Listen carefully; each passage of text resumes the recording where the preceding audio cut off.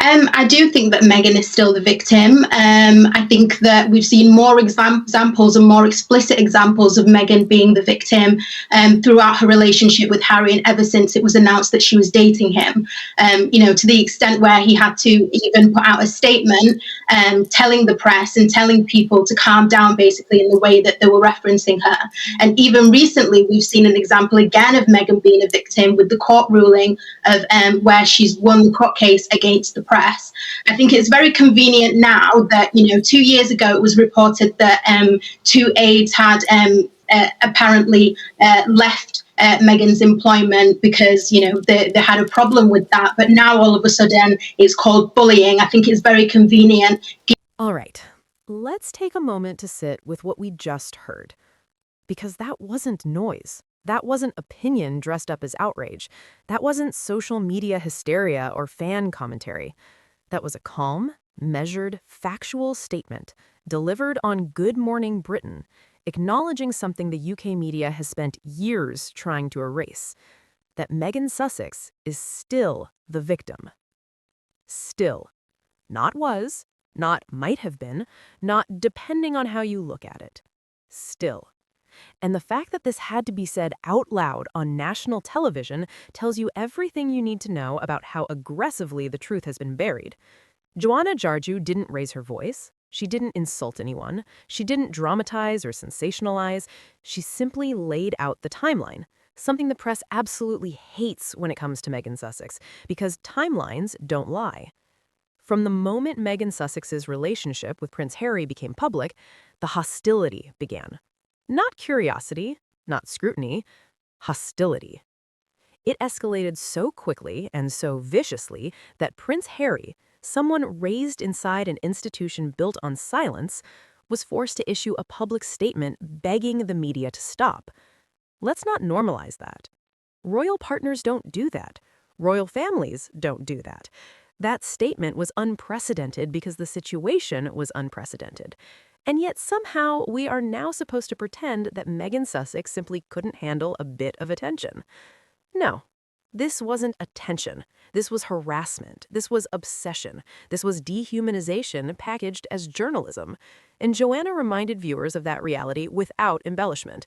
She pointed out the attacks didn't just come from anonymous trolls, they came from established outlets, columnists, and commentators who treated MeghanSussex as a public punching bag from day one. Then, she brought up something else the media desperately wants everyone to forget. MeghanSussex won her court case against the press. Not settled, not withdrawn, won. In a court of law, with judges confirming that her privacy was violated. That matters. Because you cannot simultaneously claim someone is exaggerating harm while ignoring a legal ruling that proves harm occurred. But watch how quickly that victory gets minimized. Oh, it was just about a letter. Oh, it was a technicality. Oh, she's still playing the victim. No. That ruling confirmed a pattern of behavior. It confirmed unethical conduct. It confirmed that boundaries were crossed because the subject was deemed fair game. And yet, even after that, the narrative didn't soften. It hardened. Which brings us to the most convenient rebrand of all, the so-called bullying allegations. Joanna did something incredibly important here. She exposed the timing. Years ago, it was reported that two aides left MeghanSussex's employment. That was it. No uproar, no investigations, no wall-to-wall outrage.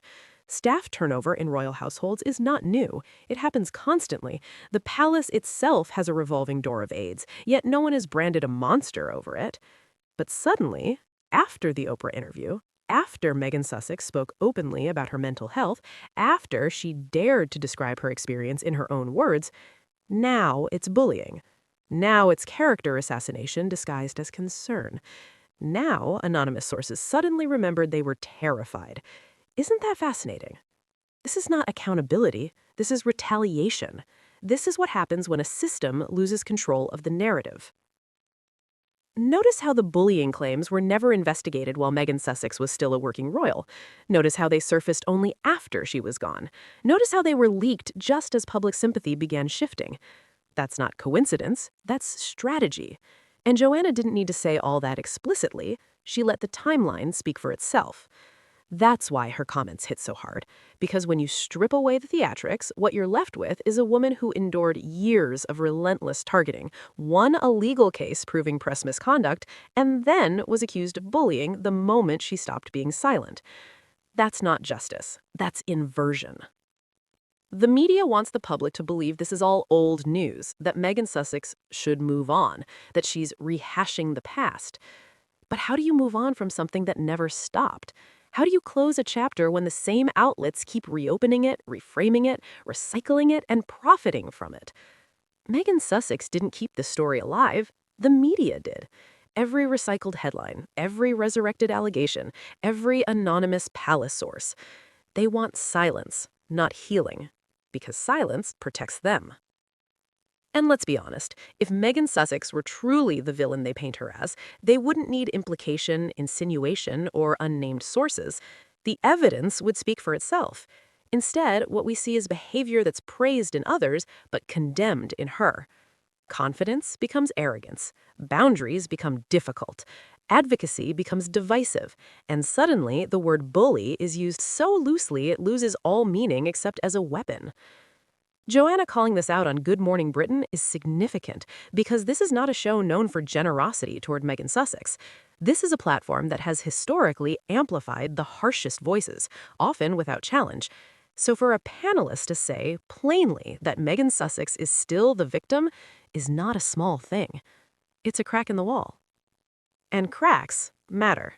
Because once one person says it out loud, others start asking why it took so long to hear it. Why did it take years for a mainstream voice to acknowledge what was visible all along? Why were MeghanSussex's experiences dismissed while others were treated as unquestionable truth? And why does the media seem angrier at her for speaking than at itself for causing harm? These are uncomfortable questions. That's why they are avoided. The UK press wants redemption without accountability. They want to rewrite history so that everyone was just doing their job. But Joanna's comments disrupt that fantasy. They remind viewers that the damage was real, the consequences were severe, and the narrative shift didn't come from evidence, it came from convenience. And here's the thing they really don't want to admit. MeghanSussex didn't just survive the machine. She exposed it. She forced conversations about race, gender, mental health, and media ethics that the establishment was not prepared to have. And instead of reckoning with that, they chose to attack the messenger. So, when people say, why is this still being talked about? The answer is simple. Because the truth never got the amplification as the lies.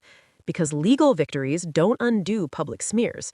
Because harm doesn't expire just because it's inconvenient. And because moments like the one we just saw, on a show that rarely offers fairness, prove that the narrative is finally cracking. Even if it's slow. Even if it's reluctant. Even if it's uncomfortable. Joanna Jarjue didn't defend MeghanSussex out of loyalty or fandom. She defended her with facts, timelines, and context. And that's exactly why it mattered. Because reason is dangerous to propaganda. And today on Good Morning Britain, reason slipped through. Let that sink in. If you enjoyed this breakdown, make sure you like, subscribe, and share because conversations like this don't get pushed by the algorithm unless you push them. And as always, thank you for being here, for the love and support, and for refusing to accept rewritten history just because it's repeated loudly. I'll see you in the next one.